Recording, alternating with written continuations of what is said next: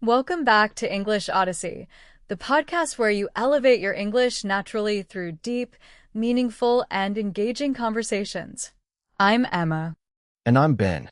Before we dive into today's topic, if you enjoy our podcasts and want to support the channel, please take a second to hit the like button, subscribe, and click the notification bell. It really helps other learners find our content. Today, we are tackling a question that almost every language learner struggles with. How can I fit English into my busy daily life? Most people think fluency requires studying for 3 hours straight every weekend. But science tells us the real secret lies in what you do during the first 30 minutes of your day. That's right, Emma. Today we are exploring the ultimate morning routine for English learners. We'll look at the psychology behind habit formation, compare modern routines with historical habits, give you a step-by-step practical guide, and even discuss the dangers of toxic productivity. To understand why morning routines are so powerful, Ben, we need to look at how our brains work when we wake up. In psychology, there is a concept called decision fatigue. Exactly. Throughout the day, every decision you make, what to wear, what to eat, how to answer an email, uses up mental energy. By 7 p.m., your brain's willpower battery is almost completely empty. That's why it's so hard to study English late at night after work. But in the morning, your willpower battery is fully charged. Furthermore, your brain exhibits high neuroplasticity, meaning it is refreshed and ready to absorb new language patterns and vocabulary much faster. Another crucial concept is what author James Clear calls habit stacking. Instead of trying to invent new time in your day, you attach a new English habit to an existing automatic habit. For example, you already brush your teeth and brew coffee every morning without thinking. If you listen to an English podcast while the coffee brews, you are stacking habits. You don't need extra time. You are simply transforming dead time into learning time. It's fascinating to see how the concept of a morning routine has changed over human history, Emma. In ancient times and agricultural societies, mornings were governed strictly by sunlight. People woke up at dawn and immediately engaged in physical survival tasks. Exactly. But as civilization progressed, great thinkers began using mornings intentionally for intellectual growth. Take Benjamin Franklin, for instance. Every single morning at 5 a.m., he asked himself one fundamental question: what good shall I do this day? Writers like Maya Angelou or Ernest Hemingway also insisted on working early in the morning when the mind was free from external distractions. In the digital age, our mornings have become fragmented.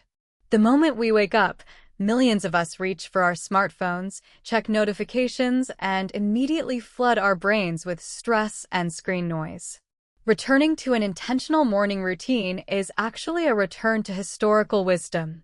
Now let's turn this into an actionable strategy for our listeners. How can a B1 or B2 English learner structure a 25-minute morning routine that actually works? Here is our recommended 4-step blueprint. Step 1. Passive immersion. As soon as your alarm goes off, turn on English audio, like English Odyssey or short news broadcasts, while you make your bed or prepare breakfast. You don't need to analyze every grammar point. The goal is simply to transition your brain into English mode. Step 2. Active vocabulary capture. Sit down with your tea or coffee and select just 3 to 5 new vocabulary words. Write them down by hand in a dedicated journal. Research consistently shows that writing by hand builds stronger neural pathways than typing on a phone screen. Step 3. Vocalization and shadowing. Say those new words aloud.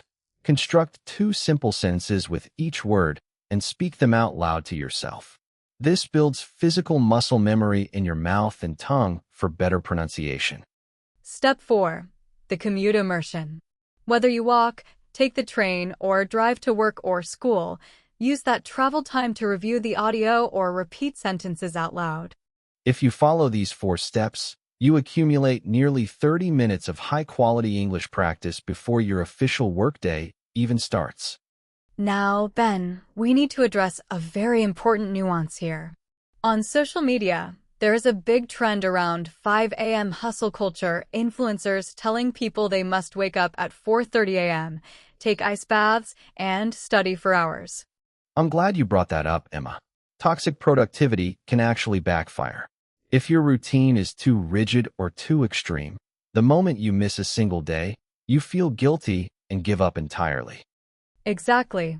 Also, not everyone is a morning lark. Some people are naturally night owls due to their biological circadian rhythms. The goal isn't to force yourself into a painful sleep schedule. The goal is consistency over perfection. If your morning routine happens at 10 a.m. or during your lunch break, that is perfectly fine. Flexibility is what makes a habit sustainable over months and years. It's time to test your listening comprehension with our 10-question quiz. Ben and I will read each question, give you a brief moment to think, and then share the answer. Question 1. What psychological term describes the mental fatigue caused by making choices throughout the day? The answer is decision fatigue. Question 2. Why is willpower highest in the morning? Because your brain is refreshed and your mental energy battery is fully charged after sleep. Question 3. What is habit stacking? Connecting a new habit to an existing automatic habit, like listening to English while making coffee. Question 4. What question did Benjamin Franklin ask himself every morning at 5 a.m.? He asked, "What good shall I do this day?" Question 5. According to research mentioned in the episode, why is writing by hand better than typing on a phone? Because it builds stronger neural pathways and improves memory retention. Question 6. How many new vocabulary words should you focus on during step 2 of the morning routine? Just 3 to 5 words. Question 7. What is the main purpose of speaking vocabulary words out loud during step 3? It builds muscle memory in your mouth and improves pronunciation confidence. Question 8. What is the main danger of 5 a.m. hustle culture mentioned in section 5? It can lead to toxic productivity, guilt, and burnout if the routine is too rigid. Question 9. What does science say about people who are naturally night owls? Their circadian rhythms are different, so they should adapt routines to times that work best for them. Question 10. What key principle is more important than perfection when building a habit? Consistency. Fantastic job on the quiz. Let's review 5 high-value B1/B2 vocabulary terms from today's episode that you can start using immediately. Word number 1. Decision fatigue, a noun. It means the deterioration of decision-making quality after a long session of making choices. For example, making a study plan in the morning helps avoid decision fatigue in the evening. Word number 2. Neuroplasticity, a noun. It is the brain's ability to adapt, reorganize, and grow new connections. For example, young children and morning learners benefit from high neuroplasticity when acquiring languages. Word number 3. Habit stacking, a noun. A strategy where you pair a new behavior with a habit you already do every day. For example, habit stacking makes it easy to practice English while walking the dog. Word number 4. Circadian rhythm, a noun. The natural internal process that regulates the sleep-wake cycle every 24 hours.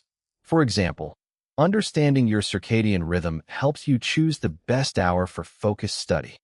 Word number 5. Consistency, a noun. The quality of performing in a regular, uninterrupted way over time. For example, consistency for 15 minutes daily produces far better results than cramming once a month. Here is your 7-day challenge for this week. For the next 7 days, pick one simple action, such as listening to 10 minutes of an English podcast while making breakfast, and do it every single morning without fail. Track your progress in a notebook. Once you complete day 7, come back to this video and leave a comment telling us how you feel and what changes you noticed in your listening confidence. Thank you so much for joining us on English Odyssey. If you found this episode valuable, please give this video a thumbs up, share it with a fellow language learner, and subscribe to the channel so you never miss an episode. Keep learning, stay flexible, and we will see you in the next episode. Bye-bye.